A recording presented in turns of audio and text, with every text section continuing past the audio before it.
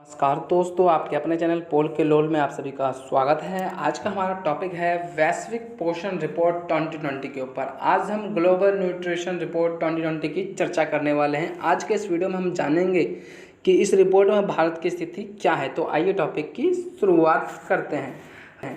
वैश्विक पोषण रिपोर्ट 2020। भारत विश्व के उन 88 देशों में शामिल है जो संभवतः वर्ष 2025 तक वैश्विक पोषण लक्ष्यों ग्लोबल न्यूट्रिशन टारगेट को प्राप्त करने में सफल नहीं हो सकेंगे।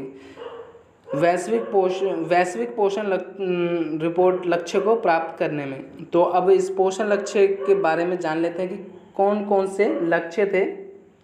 तो वर्ष 2012 में विश्व स्वास्थ्य सभा वर्ल्ड हेल्थ असेंबली में माँ, शिशु और किशोरी बच्चों में 6 पोषण लक्ष्यों की पहचान की गई जिन्हें 2025 तक प्राप्त किया जाना था।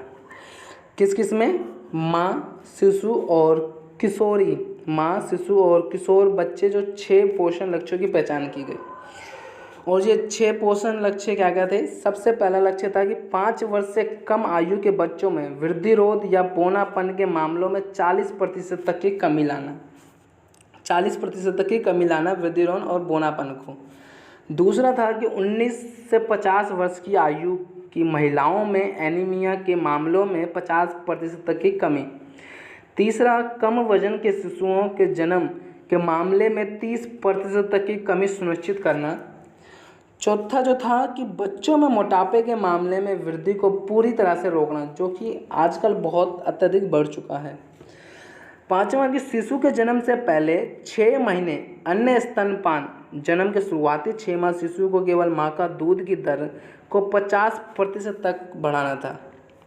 जो माँ का दूध था वो 50% तक की दर को बढ़ाना था। और छठा, बाल निर्बलता, दुबलापन के मामलों में कमी लाना और उसमें 5% तक को कम करना था। 5% तक को कम करना था इस ग्लोबल पोषण लक्ष्य के हिसाब से।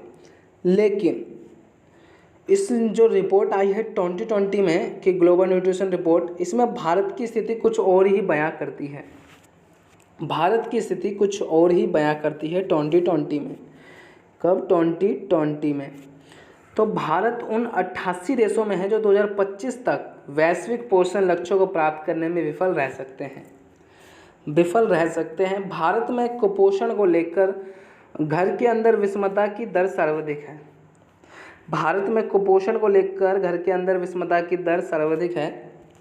आप कुपोषण को समझिए कि कुपोषण क्या होता है। मैं सामान्य शब्दों में बताने की कोशिश करता हूँ। कुपोषण जो है वो किसी भी व्यक्ति के अंतर्गत पोषण की कमी, सामान्य शब्दों में आपसे समझ लीजिए कि पोषण की कमी, किसी भी व्यक्ति के अंतर्गत पोषण की कमी या पोषण की अधिकता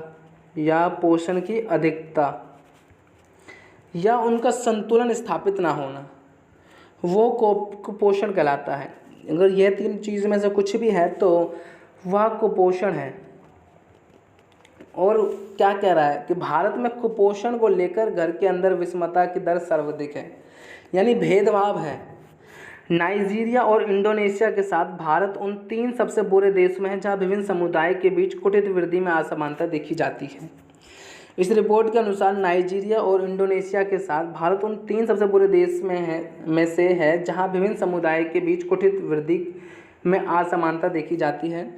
यानी कि समुदायों के बीच, जैसे कोई मोटा है, कोई पतला है, कोई बौना है, इन समुदायों के बीच असमानता सी देखी जाती है।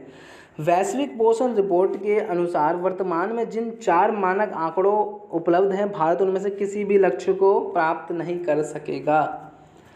यानी जो 4 आंकड़े उपलब्ध हैं, भारत उनमें से किसी भी लक्ष्य को प्राप्त नहीं कर सकेगा। ये 4 मानक हैं कि सबसे पहला है जो 5 वर्ष की आयु में बच्चों की वृद्धि रोध। दूसरा, प्रजनन योग्य आयु की महिलाओं की में एनीमिया के मामले, बच्चे में मोटापा और अन्य स्तनपान है। इनमें से एक भी लक्ष्य को पूरा नहीं कर सकेगा।